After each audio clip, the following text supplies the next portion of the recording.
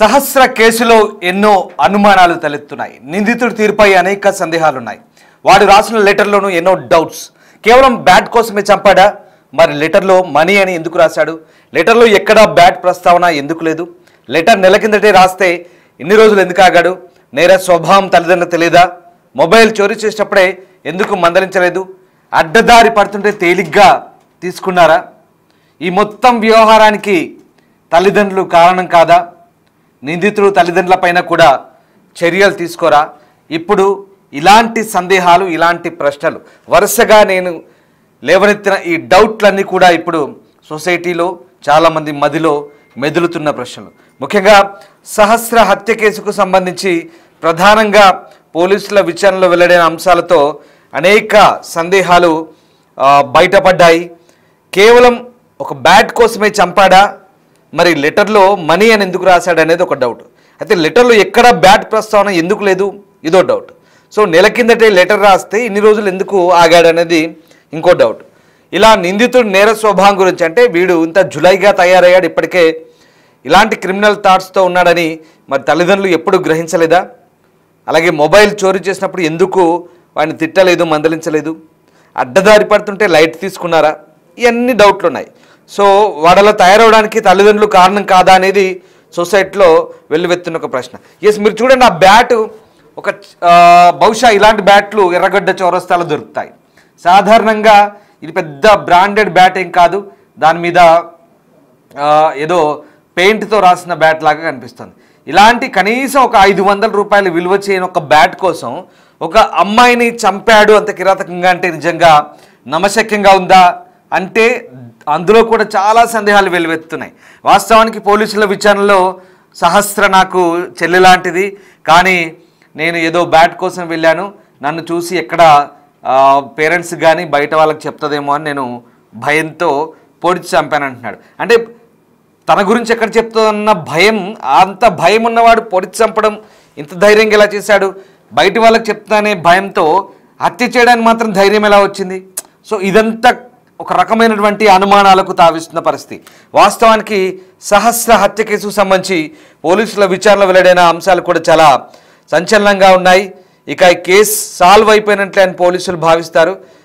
అందులో కొత్త ట్విస్ట్ ఉన్న దానిపై ఆసక్తి చూపించారు. అంటే ఎప్పుడు ఇది నిందితుడు దొరికితే. సో కానీ విషయం తేలిపోయిందా కదా అని తేలిగ్గా తీసుకుంటారు. మరి సహస్ర కేసులో కూడా అదే జరిగిందా? నిందితుడు దొరికాడు కదా అని కేసును లైట్ తీసుకుంటున్నారా అంటే ఇప్పుడు అనేక డౌట్స్ ఉన్నాయి. సో కూకట్పల్లిలో చిన్నారి సహస్ర హత్య కేసుపై పోలీసులు ప్రెస్ మీట్ పెట్టి చెప్పిన వ్యాఖ్యలపై ప్రజలకు చాలా అనుమానాలు కలుగుతున్నాయి. పోలీసులు సరిగా చెప్పలేదని, అసలు ఈ కేసును సరిగా దర్యాప్తు చేశారని ప్రజలు ప్రశ్నిస్తున్నారు. ఎందుకంటే ఈ కేసుపై వస్తున్న ప్రశ్నలకు పోలీసులు సరైన ఆన్సర్ ఇవ్వలేదు. వాస్తవానికి నిందితుడైన ఆ 14 ఏళ్ల పిల్లవాడు ఒక ప్లాన్ నోట్ రాసుకున్నాడు. అందులో ఏం రాశాడనేది స్పష్టంగా చూస్తే కనుక లెటర్లో ఒకసారి చూడండి స్క్రీన్పై.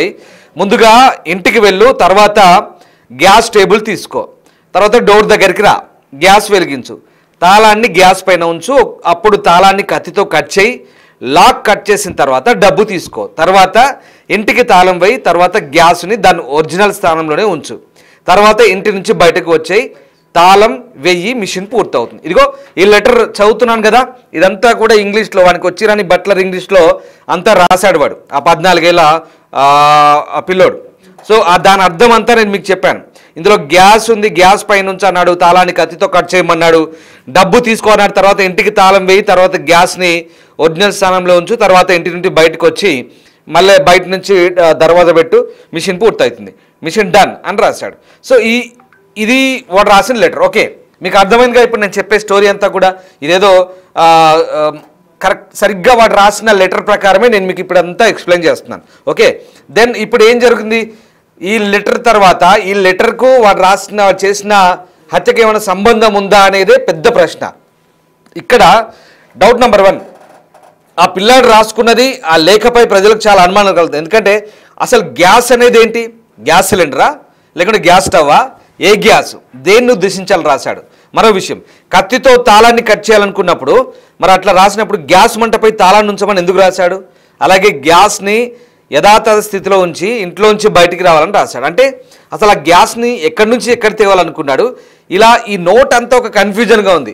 ఇది నెల కిందటే రాశాడని పోలీసులు చెప్పారు. మరి అప్పటి నుంచి ఎందుకు ప్లాన్ అమలు చేయలేదు, ఎందుకు ఎగ్జిక్యూట్ చేయలేదు అనేది పోలీసులు చెప్పలేని పరిస్థితి. రైట్, ఇది లెటర్లో రాసిన పరిస్థితి. ఇక రెండవది, అసలు ఈ నోట్లో పిల్లాడు మనీ చోరీ చేయాలని రాసుకున్నాడు, డబ్బులు దొంగతనం చేయాలని రాసుకున్నాడు. మరి పోలీసులు ఏం చెప్తున్నారు, ఇది డబ్బు కోసం కాదు, కేవలం ఒక బ్యాట్ కోసం ఆ ఇంట్లోకి వెళ్ళాలని అనుకున్నాడు. అలాగైతే మరి ఇప్పుడు నోట్లో బ్యాట్ గురించి ఎందుకు రాయలేదు అనేది తేలని విషయం. పోలీసులు మాత్రం ఆ అబ్బాయి ఉద్దేశం మనీ చోరీ కాదంటున్నారు, డబ్బుల కోసం రాలేదు, పాపం ఏదో వాడి క్రికెట్ మీద ఇంట్రెస్ట్ ఉంది, కేవలం ఓ బ్యాట్ దొంగతనానికి వచ్చాడు. బ్యాట్ కూడా ఎక్కడో మన బజార్లలో అమ్ముతారు కదా, అలాంటి బ్యాట్, అది కనీసం ఒక 500 కూడా వాల్యూ చేయదు. సరే మహా అయితే ఒక 1000 రూపాయల లోపు ఉంటుంది అనుకోండి. అలాంటి బ్యాట్ కోసం వాడు వచ్చాడంట, వచ్చి కస పొడిచి మర్డర్ చేసి విచక్షణ రహితంగా పొడిచిపోయాడంట. ఏంటో అర్థం కాని ప్రశ్న ఇది. తర్వాత ఆ పిల్లాడు కత్తిని తనతో ఎందుకు తీసుకెళ్లాడు అనేది మరో డౌట్. సో ఇది పోలీసుల ప్రకారం అయితే బ్యాట్ చోరీ చేసేటప్పుడు ఎవరైనా అడ్డొస్తే వాళ్ళని బెదిరించేందుకు కత్తిని తీసుకెళ్ళాడని చెప్తున్నారు. కానీ ఆ పిల్లాడు రాసిన నోట్లో తాళాన్ని కట్ చేయడానికి, అంటే cut with knife after cutting the lock, అంటే కత్తిని అని వాడు రాసుకున్నాడు. అంటే అతను కత్తిని తీసుకెళ్ళింది తాళాన్ని కట్ చేయడానికి అనుకోవచ్చు. మరి పోలీసులు యాంగిల్ ఎట్లుందంటే పోలీసులు అసలు ఈ నోట్ని సీరియస్గా తీసుకోలేదనే డౌట్స్ అయితే వస్తున్నాయి. ఇప్పుడు చాలా క్లియర్, ఈ హ్యాండ్ రైటింగ్తో రాశాడు, వాడే 1 నెల కింద రాసుకున్నాడు. వాడు రాసుకున్న వాటికి ఇప్పుడు వాడు చేసిన దానికి ఏం సంబంధం లేదు. అంటే అప్పటికప్పుడు సిచ్యువేషన్ బట్టి డిసైడ్ అయ్యాడా? ఓ బ్యాట్ కోసం వెళ్ళి బ్యాట్ సహస్ర చూస్తే ఆపి కేవలం ఒక బ్యాట్ కోసం వెళ్ళిన వాడు అంత కిరాతకంగా 21 సార్లు కళ్ళు మూసుకొని పొడిచాడంట. వీడి కళ్ళు మూసుకొని పొడవడం చాలా అసలు విచిత్రంగా, అంటే ఎంత సరే పొడిచి ఎంత దుర్మార్గంగా వివరించాడనేది ఇక్కడ ఒక కోణం అయితే, అసలు ఎందుకు అలా చేశాడనేది అర్థం కాని పరిస్థితి. బ్యాట్ కోసం అంటున్నారు పోలీసులు. రైట్, ఇక పిల్లాడికి బ్యాట్ కావాలనుకుంటే స్వయంగా కొనుక్కోవచ్చు, లేదా పేరెంట్స్ ద్వారా కొనిపించుకోవచ్చు, లేదా ఆల్రెడీ ఆ బ్యాట్తో అప్పుడప్పుడు ఆడుతూనే వాళ్ళు తమ్మునితో కలిసి. కానీ ఆ బ్యాట్ అదేం పెద్ద బ్రాండెడ్ బ్యాట్ కాదు. ఇగో చూడండి ఒకసారి బ్యాట్ విజువల్ అయింది. ఆ బ్యాట్ నేను ఇందాక చెప్పాను కదా, ఎక్కడో ఎర్రగడ్డ చౌరస్తాలో దొరుకుతాయి చూడండి, అక్కడ మనం ఆ రూట్లో అక్కడక్కడ వాళ్ళు చేసి అమ్ముతుంటారు కదా చెక్కతో, అలాంటి బ్యాట్లు అవి. దాని మీద ఏదో పెయింట్తో MRF అని రాసుకున్నాడు. MRF అని ఇదిగో ఇదే బ్యాట్, MRF అని రాసుకున్నాడు. ఇది పెద్ద బ్రాండెడ్ బ్యాట్ ఏం కాదు, దానికి 10,000 ఏముండదు. మహా తిప్పి కొడితే 1000 రూపాయల లోపు ఉంటుంది, ఒక 500 1000 రూపాయల లోపే ఉంటుంది ఈ బ్యాట్. కానీ మంచి స్ట్రోక్ ఉంటుంది, వాస్తవమే ఒక స్ట్రోక్ ఉంటుంది, బాగానే ఉంటుంది. బ్యాట్ మీద మోజు పడ్డాడు అనుకుందాం, సరే. సో ఆ రకంగా ఆ బ్యాట్కు తనకే కావాలని ఒక బలమైన కోరిక ఎందుకు ఉంది? బ్యాట్ కోసం వెళ్ళుంటే మరి నోట్లో డబ్బు తీసుకో, టేక్ మనీ అని ఎందుకు రాశాడు? మరి బ్యాట్ కోసం వెళ్ళాడని పోలీసులు అంటే, ఇక్కడ పోలీసులు చెప్పిన విషయాలకైతే ఎక్కడ మనకు పొసుగని పరిస్థితి. సో ఇంకో డౌట్ ఏంటంటే, వాడు ఇదివరకు ఒక మొబైల్ చోరీ చేశాడు. మరి అప్పుడే ఆ పిల్లాడి తల్లిదండ్రులు ఎందుకు మందలించలేదని ప్రశ్న. ఎందుకు వాడు అడ్డదారి పడుతుంటే లైట్ తీసుకున్నారు? వాడు ఒక మొబైల్ దొంగతనం చేసినప్పుడు వాళ్ళు కూడా ఎందుకు నిర్లక్ష్యం వహించారని చూద్దాం. సరే, ఇప్పుడు నేను ఇన్ని విషయాలు చెప్పాను కదా, ఒక్కసారి ఆ పోలీసులు ఇప్పుడు నేను చెప్పిన అంశాల వారీగా ఆ నోటుని బట్టి నేను మీకు చెప్పాను ఏమేం రాశాడు, ఏమేం జరిగింది, రాసిన దానికి వాడు చేసిన దానికి ఎక్కడైనా పొంతనుందా లేదా అనేది మనం ఒకసారి చెక్ చేస్తే కనుక, ఇందాక నేను లెటర్లో రాసిన క్లియర్ కట్గా అన్ని అంశాలు, ఆ గ్యాస్ అని, కట్ చేయాలని, మనీ అని, వాడు రాసిన లెటర్ ఎప్పుడో నెల కింద రాసుకున్న లెటర్కి ఇప్పుడు వాడు వచ్చిన ప్లానింగ్కి, ఎగ్జిక్యూషన్కి ఏమాత్రం సంబంధం లేదు. మరి పోలీసులు ఏమన్నారు? పోలీసులు చెప్పిన దానికి నిజంగా ఈ డౌట్లకి సరిపోతుందా లేదా? ఒకసారి ఆ పోలీసులు ఏమన్నారో చూద్దాం. అవునండి, ఆయన ఒక స్లిప్ రాసుకున్నాడు.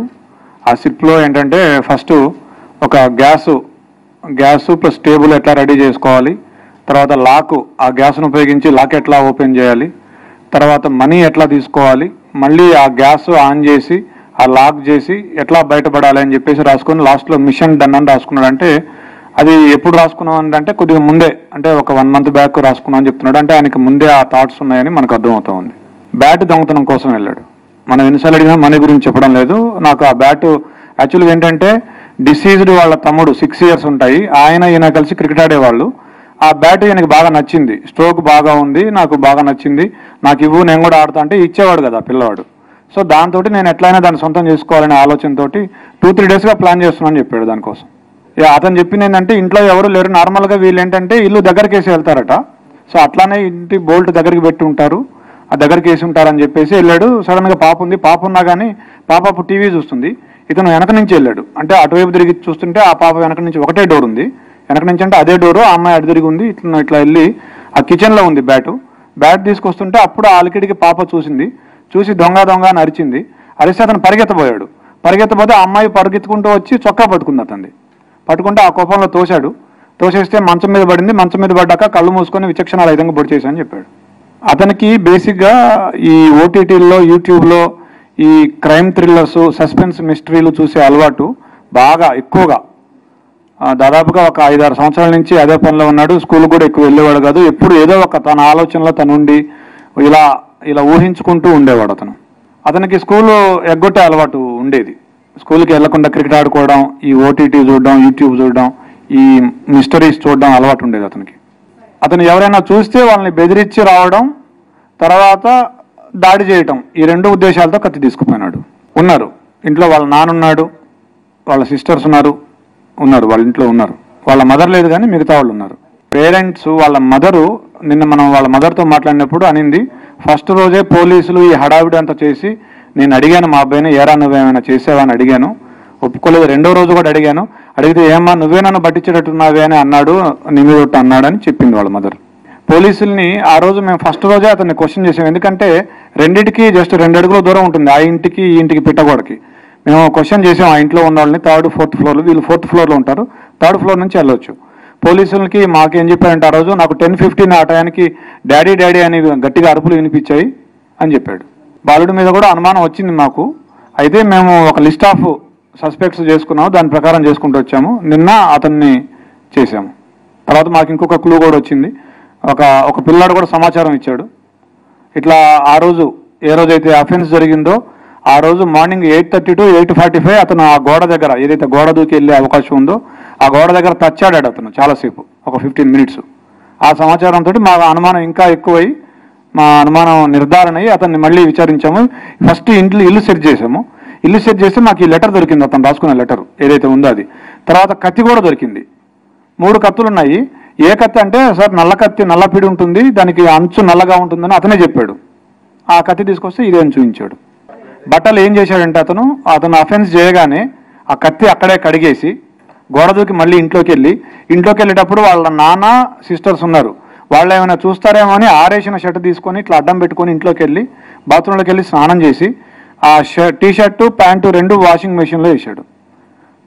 But we found some slight blood on the clothes. We have called a special investigation team, forensic team. వాళ్ళు స్పెషల్ లైటింగ్, స్పెషల్ స్పెట్స్ వాడి they are able to found it. I also have seen it. Yes. అతనికి ఒక కుందేలు ఉండేది. ఆ రోజు ఆ కుందేలు కూడా చనిపోయింది. 11:30కి మేము టైంలోనే కూడా తీసుకున్నాం అతని మీద అనుమానం వచ్చాక. అతను 11:30కి బయటకు వెళ్ళాడు ఇంట్లోంచి. 11:30కి ఆ కుందేలుని తీసుకొని డాక్టర్ దగ్గరికి వెళ్తే ఆ కుందేలు చనిపోయింది ఆ రోజు. ఆ స్టోరీ కూడా మాకు చెప్పాడు. ఫింగర్ ప్రింట్స్ ఇంకా నిన్ననే జరిగింది, ఇంకా వీఆర్ మ్యాచింగ్ ఇట్. మనకున్న సమాచారం మేరకు ఇంతవరకు అయితే ఏం లేదు. బట్ వాళ్ళ మదర్ చెప్పిన ఒక విషయం ఏంటంటే, అతను 2 months బ్యాక్ అతని దగ్గరికి ఒక ఫోన్ వచ్చింది, సెల్ ఫోన్. మేము డబ్బులు ఇవ్వలేదు, ఇతనికి ఎక్కడిది సెల్ ఫోన్ అంటే నేను కొనుక్కున్నా అని చెప్తున్నాడు. డబ్బులు ఎక్కడ ఉంటే చెప్పలేదు. అది వాళ్ళ మదర్ చెప్పిన విషయమే. సో దీన్ని బట్టి మీరు ఏమైనా అనుకోవచ్చు. 5 days మిస్లీడ్ చేయడం అంటే ఫస్ట్ డే మిస్లీడ్ చేశాడు. మనం హ్యూమానిటీ, మనకి ఇప్పటివరకు టెక్ రాలేదు కాబట్టి మనం అందరినీ విచారించుకుంటూ వచ్చే క్రమంలో అది కూడా అడిగాము. ఇది 2వసారి అని చెప్తున్నాడు. అంతకుముందు కూడా ఒకసారి వెళ్ళాను, ఇది 2వసారి ఇట్లా వెళ్ళానని చెప్తున్నాడు. ఈ డిసీజ్డ్ తమ్ముడు ఎవరైతే ఉన్నారో సద్విన్ ఆ పిల్లాడు, అతను కూడా అడిగాము. అతను కూడా ఏం చెప్పట్లేదు మనకు. లాక్ అని చెప్పలేదు మనకి. నార్మల్గా వీళ్ళు ఇది వేరే, ఆ లెటర్ దీనికి సంబంధించింది కాదు. ఆ అమ్మాయి చూడదు, ఆ బ్యాట్ తీసుకొని వెళ్ళిపోదాం అనుకున్నాడు అతను. ఆ అమ్మాయి ఇంకా చూడదు, ఆ బ్యాట్ తీసుకొని పరిగెత్తుకొని వెళ్ళిపోవచ్చు అనుకున్నాడు. అడిగాము మేము, మరి బ్యాట్ అంటే మీ పేరెంట్స్ని అడిగితే కొనిస్తారు కదా అని అడిగితే, సరే అతను ఉద్దేశంలో ఆ ఫ్యామిలీ ఫైనాన్షియల్ ఇబ్బందుల్లో ఉంది. మా నాన్నకి జాబ్ లేదు, మా మదర్ చిన్న జాబ్ చేస్తుంది, మా అక్కలకి ఫీజు కట్టాలి, ఇంకా నేను ఎందుకు వాళ్ళని ఇబ్బంది పెట్టాలి అని వాళ్ళని అడగలేదు అని చెప్పాడు. సంచలనం సృష్టించిన కుకట్పల్లి బాలిక హత్య కేసును పోలీసులు ఛేదించారు. ఈ కేసులో 14 ఏళ్ల బాలుడు దొంగతనానికి వచ్చి హత్య చేసినట్లుగా కూడా నిర్ధారించారు. ఈ కేసు గురించి మరికొన్ని అంశాలు మాట్లాడదాం. మనతో పాటు డీసీపీ సురేష్ కుమార్ సార్ ఉన్నారు. సార్ చెప్పండి, ఇది ఒక పోలీసులకు ఒక సవాల్గా మారిన కేసు. 5 రోజుల దర్యాప్తు ఎట్లా జరిగింది, ఎలా గుర్తించారు? ఈ కేసు జరిగినప్పుడు మొదటగా మాకు ఒక సీసీ కెమెరా మాత్రమే ఉంది, అది కూడా గేట్ ని కవర్ చేస్తుంది. సో లోపలికి ఎవరు వచ్చారు, బయటికి ఎవరు వచ్చారు, లోపలికి ఎవరు పోయారు అనేది చూడటం తప్ప ఇంకా ఆ ఇంట్లో ఎక్కడ ఏమి ఎలా జరుగుతుంది అనేది, పక్కింట్లో ఎక్కడ ఏం జరుగుతుంది అనేది మనకి అర్థం కాలేదు.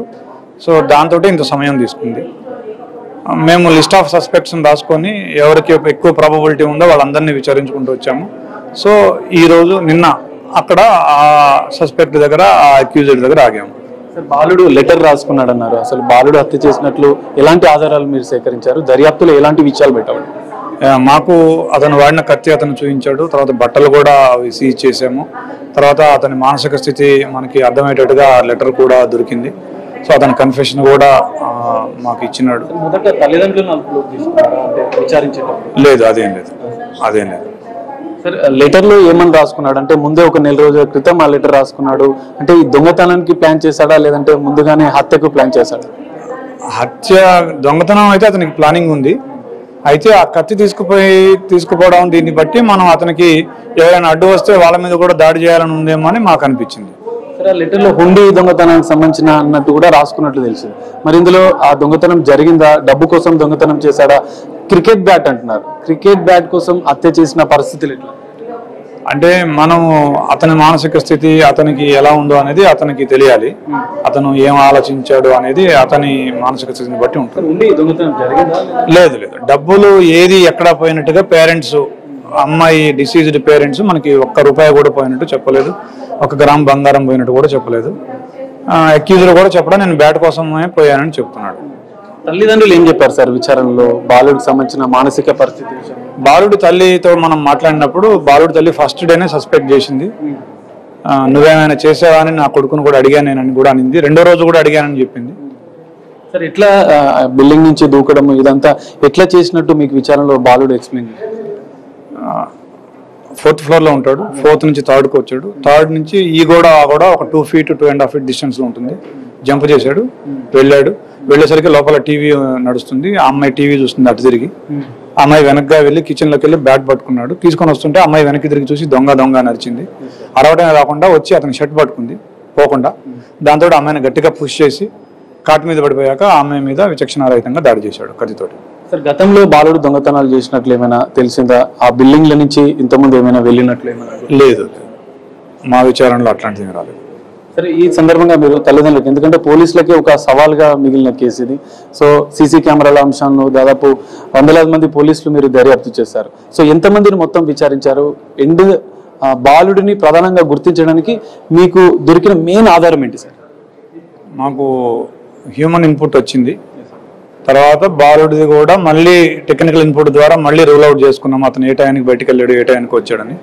తర్వాత తల్లిదండ్రులకు మా యొక్క సూచన ఏంటంటే, పోలీస్ తరఫున పిల్లలు ఓటీటీలో కానీ యూట్యూబ్స్లో కానీ సెల్ ఫోన్స్లో కానీ ఏం వాచ్ చేస్తున్నారు, ఏం గేమ్స్ ఆడుతున్నారు అనేది ఒక కన్నేసి ఉంచండి. వాళ్ళ మనస్తత్వాలు ఎట్లా ఉంటున్నాయి కూడా వాళ్ళతోటి ఒక కన్నేసి వాళ్ళు ఎట్లా ప్రవర్తిస్తున్నారో అబ్జర్వ్ చేసుకుంటూ ఉండండి. సార్, ఫైనల్గా హత్య జరిగిన తర్వాత పోలీసులు అంతా హడావిడి చూసి, అంటే బాలుడు ఏమైనా బయటికి వెళ్ళే ప్రయత్నం చేశాడా, లేదంటే ఆ హడావిడిని చూసి ఏమని చెప్పాడు? అదేమి మనకేం చెప్పలేదు. కొంత టెన్షన్ పడ్డట్టు తల్లిదండ్రులు టెన్షన్ పడ్డాడు, అందుకే తల్లి అడిగింది. తల్లి ఆ టెన్షన్ చూసి తల్లి అడిగింది. మనం నిన్న ఎప్పుడైతే మనం అదుపులో తీసుకున్నామో అతను ఆ రోజు వెళ్ళాడు. ఆ తర్వాత థ్యాంక్ యూ. సో కుకట్పల్లి బాలిక హత్య కేసులో 14 ఏళ్ల బాలుడే హత్య చేసినట్లు కూడా పోలీసులు గుర్తించారు. అయితే ప్రధానంగా దొంగతనానికి కోసం వెళ్ళి, బ్యాడ్ దొంగతనానికి కోసం వెళ్ళి దొంగ అని బాలిక అరవడంతోనే విచక్షణ రహితంగా పైన దాడి చేసి హత్య చేసినట్లు కూడా పోలీసులు నిర్ధారించామని చెప్పారు. కొంత అంటే బాలుడు వెబ్ సిరీస్లు చూడడం, ముందే ఒక లెటర్ రాసుకొని మిషన్ డన్ అని చెప్పినట్లుగా కూడా పోలీసులు కొన్ని కీలక ఆధారాలు కూడా సేకరించి బాలుని అదుపులోకి తీసుకొని జువైన్ లోన్కి తరలించినట్లు కూడా చెప్తున్నారు. కెమెరామెన్ సంతోష్తో కలిసి సాగర్, బిగ్ టీవీ, హైదరాబాద్.